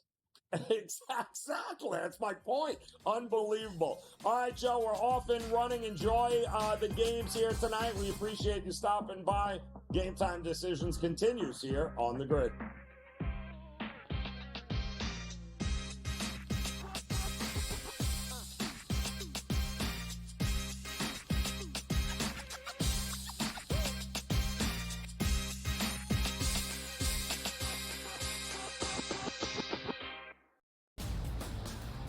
DeMar DeRozan now joins that team in Sacramento with the Kings. De'Aaron Fox, Domantas Sabonis, Devin Carter, who they drafted early, Keegan Murray as well. A Kings team, DRS, that has been a playoff contender. Is it going to equate to a championship? Probably not. That's not the goal. Make your team better every offseason. The Kings definitely got better with that move here, Ben. The early line. Only on SportsGrid. Where are you at in terms of a starting lineup, what you want to see from Team USA? I think he'll get guys involved, and then there's your lockdown defender at the point guard, the point of attack, right? I do like Curry. I would then go with Ant. I like Ant over Booker. I think if you look at the way the Canada game was, they looked kind of slow starting, and then they kind of got rolling. Game Time Decisions. Only on SportsGrid. We talked about Major League Baseball and its rule, or actually its relationship with sports betting and gambling. Integrity is the foremost concern, and a lot of people are questioning that given all the scandals, right? There's Mercano, there's Pat Hoberg, one of the best umpires in MLB, suspended right now. We don't exactly know what he did, but he's been disciplined, and he hasn't umpired a game this year. Newswire. Only on SportsGrid. If this wind, like we have out of the Northwest, was here all week, it would be insane watching these guys play in it. But it's going to be a southwest wind, which makes it a little easier as far as the direction of the wind. The guys will have it a little bit of a break on the back nine. But it is such a fun golf course, one that I really do think tests every single aspect of your game. Only on SportsGrid.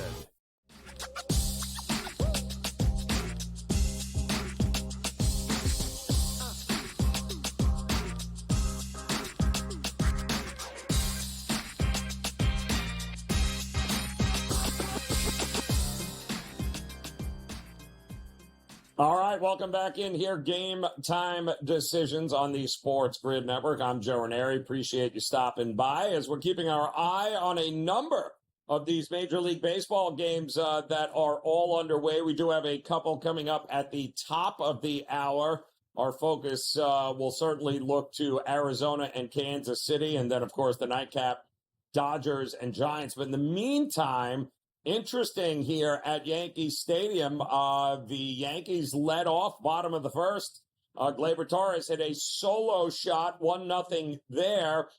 Judge and Soto back-to-back outs, but a hit pitch. I believe Manaea just drilled Tyler Wells, the catcher.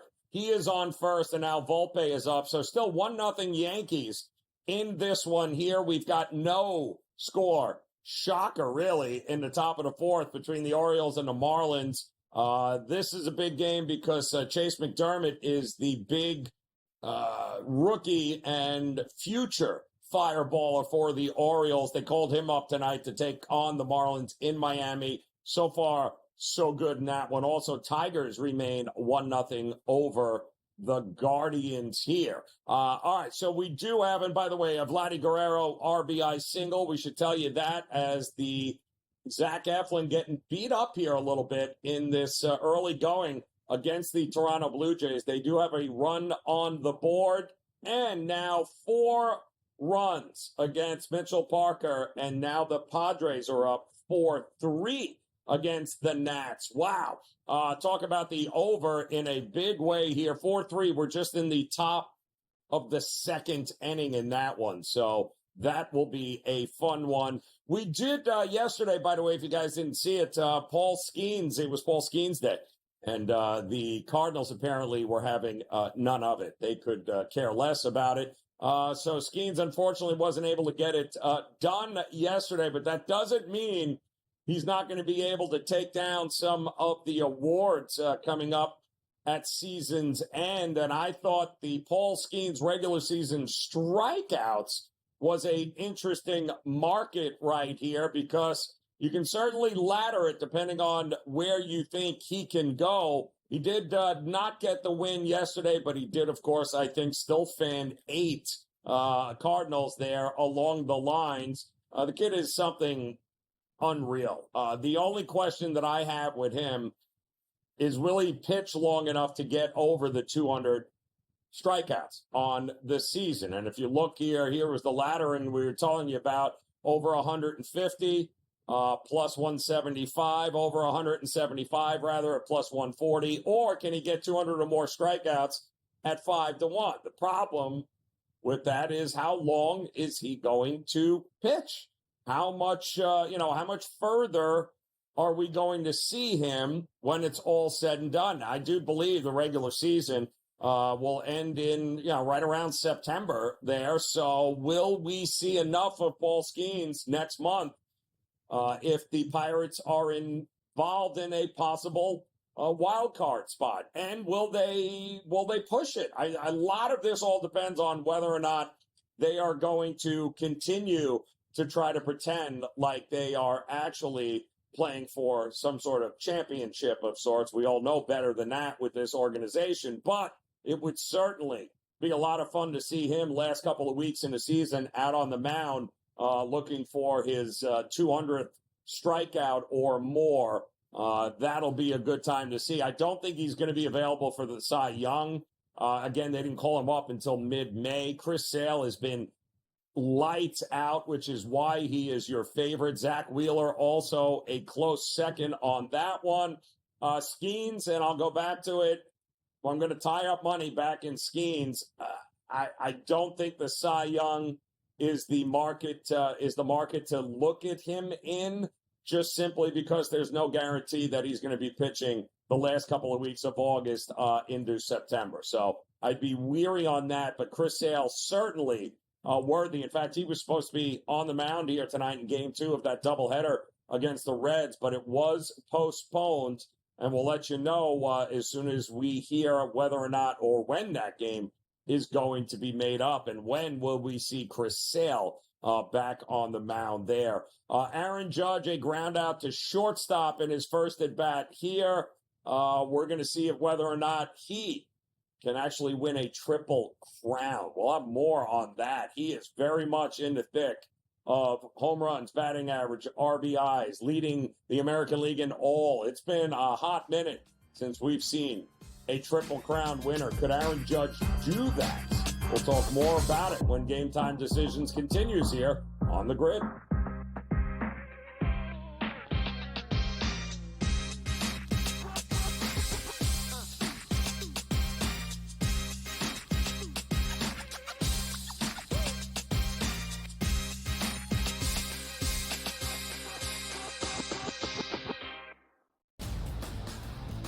DeMar DeRozan now joins that team in Sacramento with the Kings. De'Aaron Fox, Domantas Sabonis, Devin Carter, who they drafted early, Keegan Murray as well. A Kings team, DRS, that has been a playoff contender. Is it going to equate to a championship? Probably not. That's not the goal. Make your team better every offseason. The Kings definitely got better with that move here, Ben. The Early Line. Only on SportsGrid. Where are you at in terms of a starting lineup, what you want to see from Team USA? I think he'll get guys involved, and then there's your lockdown defender at the point guard, the point of attack, right? I do like Curry. I would then go with Ant. I like Ant over Booker. I think if you look at the way the Canada game was, they looked kind of slow starting, and then they kind of got rolling. Game Time Decisions.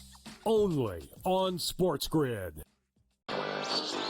We talked about Major League Baseball and its rule, or actually its relationship with sports betting and gambling. Integrity is the foremost concern, and a lot of people are questioning that given all the scandals, right? There's Mercano, there's Pat Hoberg, one of the best umpires in MLB, suspended right now. We don't exactly know what he did, but he's been disciplined, and he hasn't umpired a game this year. Newswire.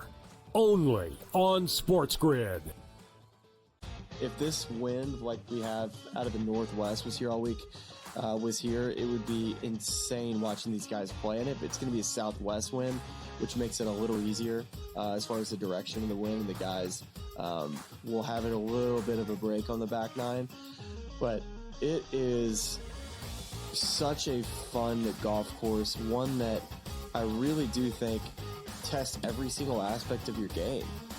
Only on SportsGrid.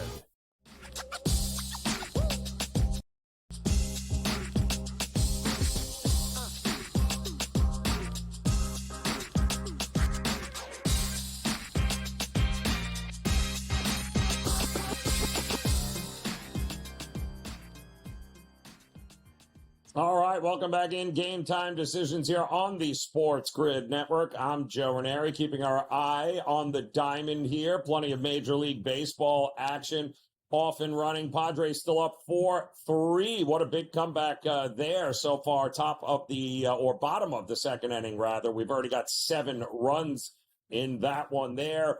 We mentioned earlier the opportunity for Aaron Judge, and I kind of like this number, whether or not the American League Triple Crown could be in his future. And I think absolutely it can be, as you know, he ranks pretty much at the top of just about every statistical category.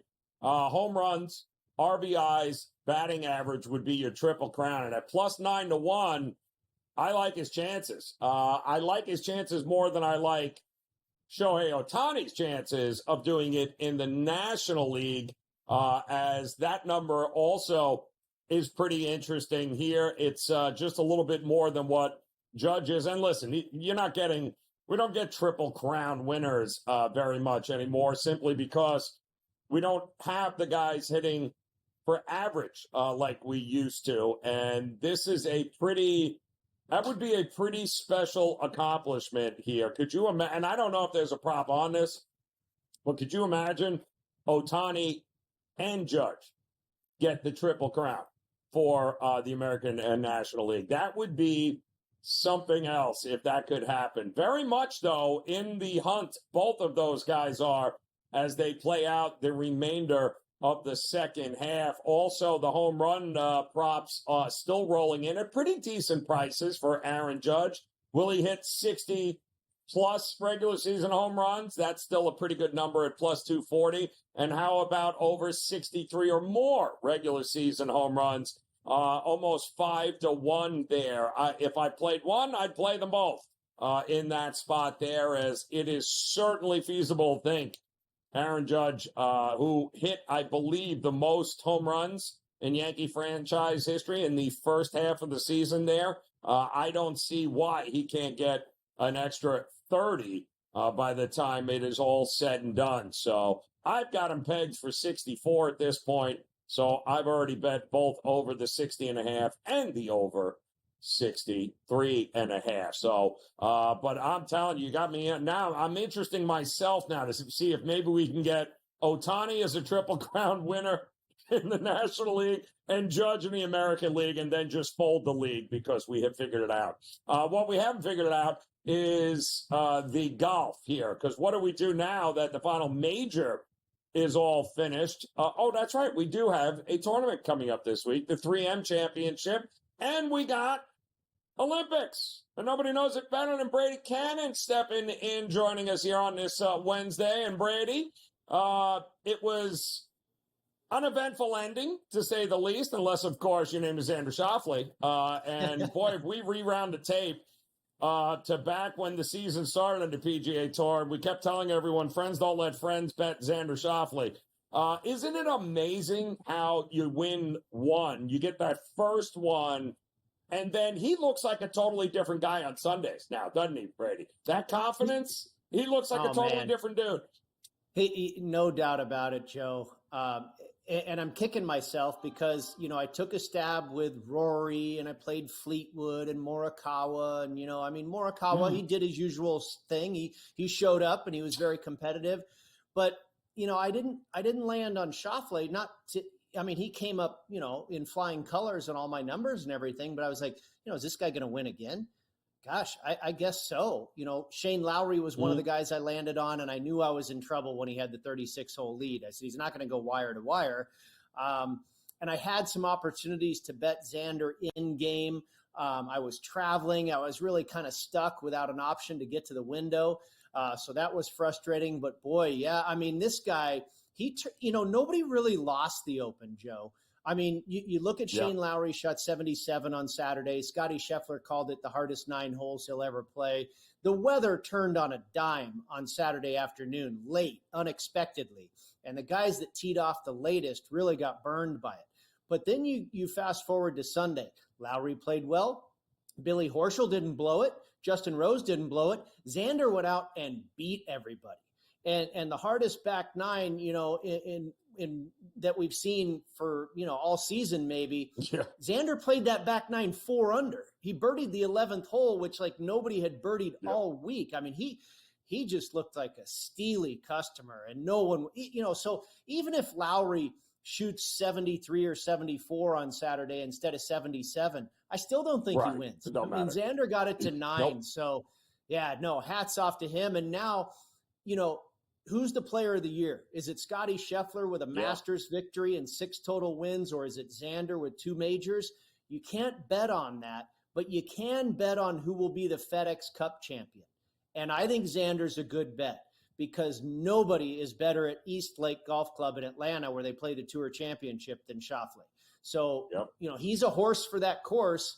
The staggering scoring system that they use. He's going to probably be in second, right? Just a couple of shots behind Scotty. He's going to have quite an advantage over the rest of the field. And like I say, I think he's the best player in the world on that golf course. So, Xander to win FedEx Cup is not a bad bet, I don't think. Maybe we can get one more winner out of Xander before we're done. I'm betting. I can't now. You brought it up, and there's no point in not betting him in those markets because by the way, he's the defending gold medal champion, too. He's the defending gold medalist at the Olympics, and he's going to be there, too. That's correct. He's involved in a number of narratives right now. And there's no slowing him down. So this could be one of those Scotty Scheffler, Tiger Woods-esque kind of runs here. He just needed to get that first one. And, boy, it looks like it's coming real easy to him. It wasn't easy to Sam Burns, though, unfortunately, on Sunday, that poor kid. So he's got the 3M championship. He's up at the top of the odds board there with Tony Finau. It's interesting, Billy Horschel. A lot of these guys that we just saw coming into this 3M championship here now, these are some decent numbers because some of the big names aren't there. So how do we approach this this weekend? I stayed away from Horschel, Joe, and Finau is just a little bit too short for me. He's won here before. A lot of people are on Horschel. I did an article for the Tour today, and I know that Horschel is being very heavily bet at BetMGM because of what they saw last. And like we just went over, he didn't lose the Open. He played very, very well. Xander just beat him. But sleeping on that overnight lead, going through that mental grind of trying to win your first major on Sunday, on the other side of the country, in different elements, everything that goes into that, the energy, the physical and mental energy that is spent on all of that entire process, envisioning how you might change your life forever if you're to hold that claret jug. Yeah. I can't believe he comes back here and just picks up where he left off. I think there's got to be a bit of a letdown for a minute at least. I went further down the board to Tom Hoagie. I mean, the program that we've seen here work in the past is like total driving, solid work off the tee, iron play, and putting. And Tom Hoagie fits that to a T. I went with Hoagie at 30-1. I went with Adam Hadwin at 45-1, who has a 6th place finish here and a 4th place finish here in the past. And he also has some motivation on his side to maybe, show up a couple of more times and impress Mike Weir to play for that Team Canada, Team International for the President's Cup, which is being held in Montreal this fall. Certainly he wants to impress, Mike Weir, the captain, who's making those picks a little later this year. And then I took some longer bombs. Chan Kim, who's been playing really, really well as of late at 60-1, and Matt Wallace, the Englishman, at 80-1. Like you say, there's not a lot of luminaries and big names in this event, so I went further down the board, see if we can find a winner. Yeah, and I got news for you. I'm not avoiding Lou Clanton as the amateur from FSU for another top 10. I hear you loud and clear. Been a very sharp pick at Circa here in town. See?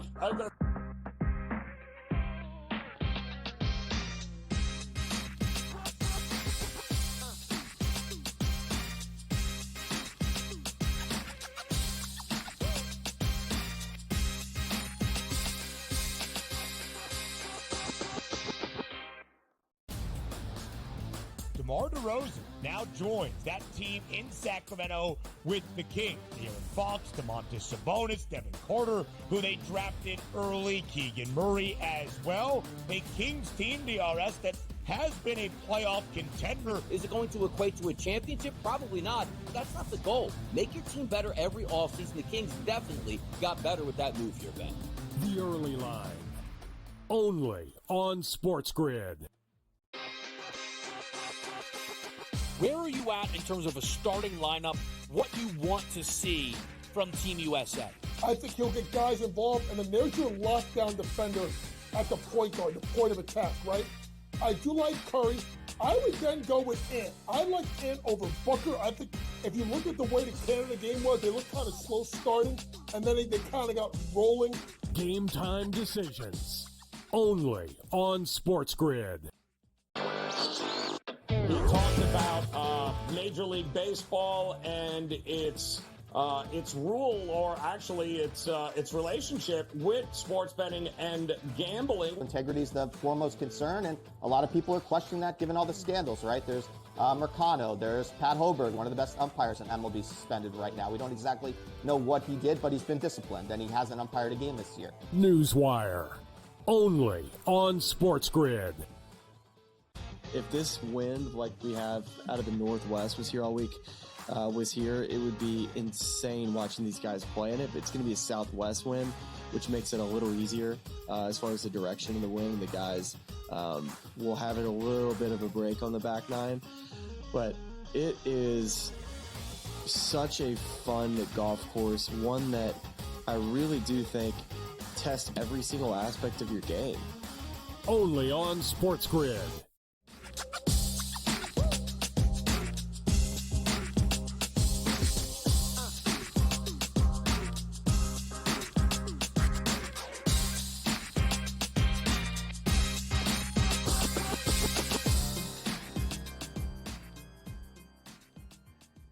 All right, welcome back in. Game Time Decisions here on this Wednesday. Joe Raineri, appreciate you stopping by. Getting ready, of course, top of the hour for in-game live prime time. That'll be your focus here. Plenty of great baseball action still to come here tonight. And, of course, the man who will take that trip with you, Scotty Wetzel, in the house, joining us. And, Scotty, we've already got a huge show bet on this first game coming up with the Texas Rangers and the Chicago White Sox.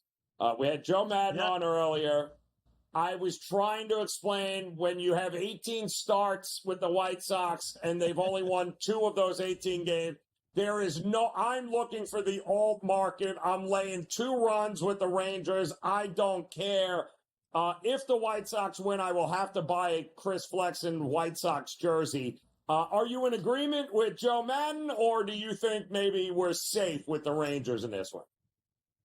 Don't tell me poor Joe actually suggested putting American money, Canadian money for her case on the White Sox tonight, right? See, that's what happens when you work with me too much. We worked together on weekends. She filled in for Sherapan last night. It must have scrambled her brain some. Yeah, I mean, you can't do it. 2-win. You said it, 2-win. 16 of those losses have come by 2 runs or more. Only 2 times have they lost, by just the 1 run. So you got to lay the wood. And the White Sox the Rangers aren't exactly great, but this is our second favorite whipping boy. The first is any left-handed pitcher going against Miami, right? We all know that. But the second is Chris Flexen.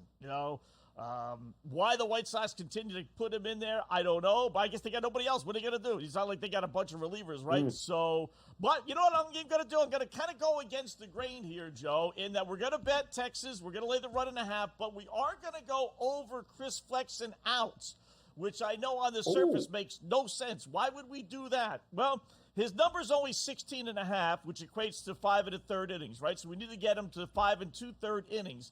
He's hit that number in 5 of his last 6 starts. He pitches, his ERA is not like 7 or 8. They just don't hit. Texas can't hit their way out of a paper bag. So, and I think they found out that the White Sox bullpen is so bad. What's the point of taking him out of the game? We might as well keep him in there. And I think that's been the White Sox philosophy, and I think that'll be happening tonight. Unless Texas goes off, but they're an under machine. So play a little hunch on Flexen going over the 5 1/3 innings, but also Texas laying the 1.5 because he's going to lose. No problem. You and I are speaking the same language on that one here. And by the way, solo home run for something named Taylor for the Mets off of Cole. 1-1 right now. Top of the third in that one. Coming up also, my guy there, Michael Wacha, Kansas City Royals, always seems to be around in these games. And every time we keep betting against him, he manages to throw these ridiculous gems and they win for him. So what are we doing with Kansas City tonight at home against Arizona? Yeah, listen, I like the way Arizona's been playing better, last 3 weeks before the All-Star break. But you want to give me Kansas City at home, and not quite pick 'em odds, but minus 136, 135, in that area, depending on where you do your shopping. They've won his last 4 starts. They're 35-19. They got one of the best home records in all of baseball. So I don't know how you pass up Kansas City. If that Kansas City team was in another uniform, whether it was Yankees or Red Sox or Houston, they would be a minus 170 favorite tonight. So you want to give – he's allowed 2 runs or less, Joe, in 9 of his last 10 starts. Now, granted, starting pitchers nowadays don't go 7-8 innings. I'll admit that. But 2 runs or less in 9 of his last 10. He's going 5-6 innings. I'll take that head start into getting a win, playing minus 135, 140 or so. All right, so be honest. Did you even know Robbie Ray was still in Major League Baseball? Because I thought he retired. I had no idea that the Giants of all teams would be rolling him out tonight against Glasnow and the Dodgers. So what do we do with this in this game here? Yeah, it just goes to show, right? If you're a lefty, you could hang on forever. You could hang on forever. It's just like, it's Dallas Keuchel is further proof of that, right? So we're going to go Dodgers. You may not want to lay the minus 188, 190 or so, lay the 1.5. I'm okay with that. But I'm going to go L.A. I'm going to go over 4.5 runs, L.A. as well. His first outing for Robbie Ray, you're right. I mean, what can you expect? 4 or 5, maybe 6. And I don't even think really that. Dodgers have scored 5 runs against San Francisco in 8 of their last 12 games. They've won 5 in a row. They're averaging 6 runs a game over their last 8 games as well as L.A. So Tyler Glasnow's coming off the IL as well for him, but only 15 day DL. And they're 12-6. in his last 18 starts this season, including 4 straight wins. So give me L.A., and I think L.A. puts 5 on the board at home against San Fran as well. Over 4.5 runs, Dodgers.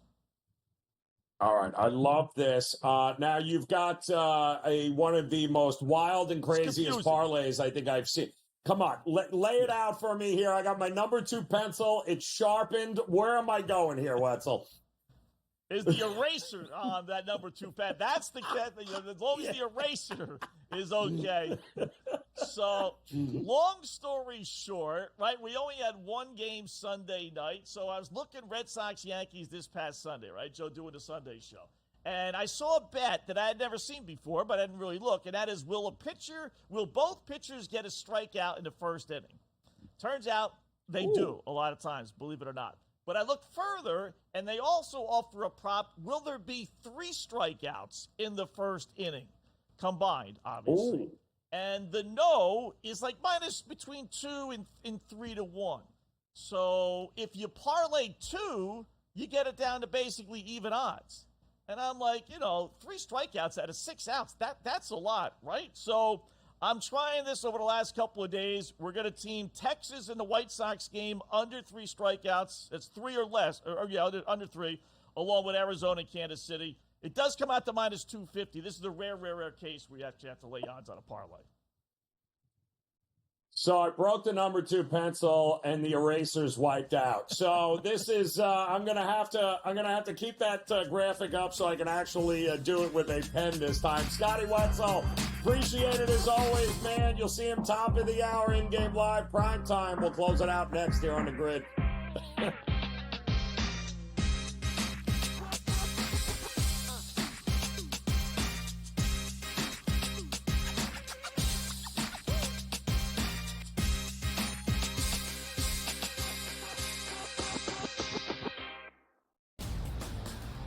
DeMar DeRozan now joins that team in Sacramento with the Kings. Aaron Fox, Domantas Sabonis, Devin Carter, who they drafted early, Keegan Murray as well. A Kings team, DRS, that has been a playoff contender. Is it going to equate to a championship? Probably not. That's not the goal. Make your team better every offseason. The Kings definitely got better with that move here, Ben. The early line. Only on SportsGrid. Where are you at in terms of a starting lineup, what you want to see from Team USA? I think he'll get guys involved, and then there's your lockdown defender at the point guard, the point of attack, right? I do like Curry. I would then go with Ant. I like Ant over Booker. I think if you look at the way the Canada game was, they looked kind of slow starting, and then they kind of got rolling. Game time decisions. Only on SportsGrid. We talked about Major League Baseball and its rule, or actually its relationship with sports betting and gambling. Integrity is the foremost concern, and a lot of people are questioning that given all the scandals, right? There's Mercano, there's Pat Hoberg, one of the best umpires in MLB, suspended right now. We don't exactly know what he did, but he's been disciplined, and he hasn't umpired a game this year. Newswire. Only on SportsGrid. If this wind, like we have out of the Northwest, was here all week, it would be insane watching these guys play. And if it's going to be a southwest wind, which makes it a little easier as far as the direction of the wind, the guys will have it a little bit of a break on the back nine. But it is such a fun golf course, one that I really do think tests every single aspect of your game. Only on SportsGrid.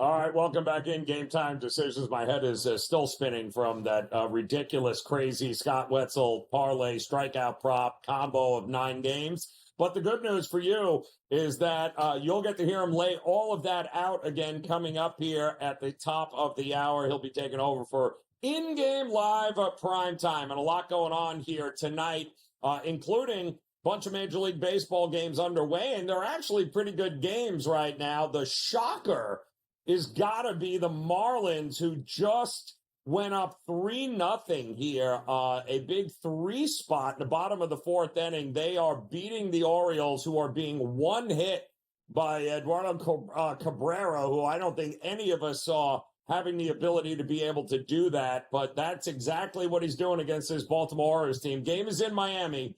3-0 right now. Marlins in the top of the 5th inning. All eyes are at Yankee Stadium as well here, as this is turning out to be, well, another low-scoring, close game. We've got 2 solo home runs, one by the Yankees and one by the Mets. We're tied up 1-1. Minaya on the mound for the Mets, and, of course, Garrett Cole on the mound for the Yankees here. And Soto happens to be up at the plate. Judge coming up after that. So a lot of eyes. That's the national game of the night. A lot of eyes there. Also, I just took a stab with the Guardians, who were down 1-0 heading into the bottom of the 5th, and I'm glad I did, since they are now tied it up 1-1 against Flaherty and the Detroit Tigers. So I think that should be a fun game as well down the stretch. In-game total somewhere around that 4.5 and 5.5 mark. I don't expect a whole lot of runs, but we had mentioned it earlier on the show with Mark Zinno when he joined us.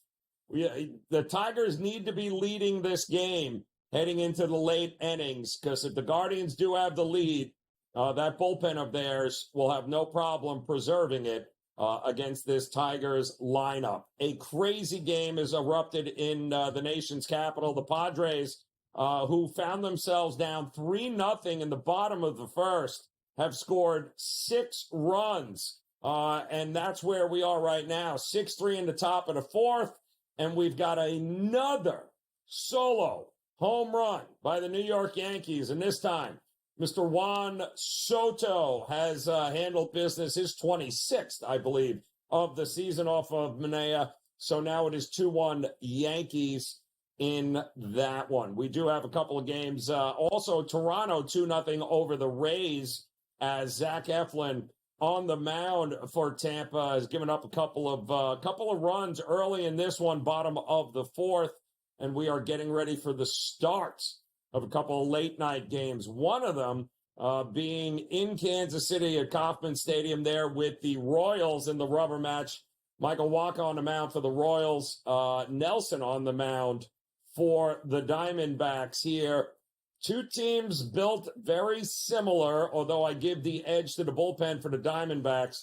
But Wacha has been absolute money in the first 5. I have no doubt he'll be money again here tonight in this one at home. And the Rangers-White Sox coming up in just a couple of minutes with Eovaldi and Chris Flexen. The game of the night after this Yankee-Mets game, of course, primetime will be Giants and the Dodgers. Dodgers get Tyler Glasnow back. Robbie Ray is on the mound for the Giants, and nobody we've talked to on the show even knew Robbie Ray was still in Major League Baseball. Surprise! He is there, and unfortunately, he is now going to have to take on the best team against left-handed pitching so far in the National League this year in the Dodgers. They are a big favorite at Ches Ravine, but that is how the night will close, with the old Giants and Dodgers rivalry, and it doesn't get much better than that. And if you're just tuning in here, get ready. In-game live primetime is coming up, but we had mentioned earlier, you got a new deal in the NBA. Yeah, that's correct. A new media deal has been signed and released earlier. 11 years, $76 billion deal with ESPN, Disney, ABC, NBC, and Amazon. TNT is apparently not very happy with this new announcement here, but you know who is very happy with this announcement? Anybody with a contract extension coming up in the NBA over the next, 11 years. Expect more money in the NBA and expect a great in-game live primetime. It's coming up next. Game Time Decisions. We'll be back tomorrow. Enjoy the night.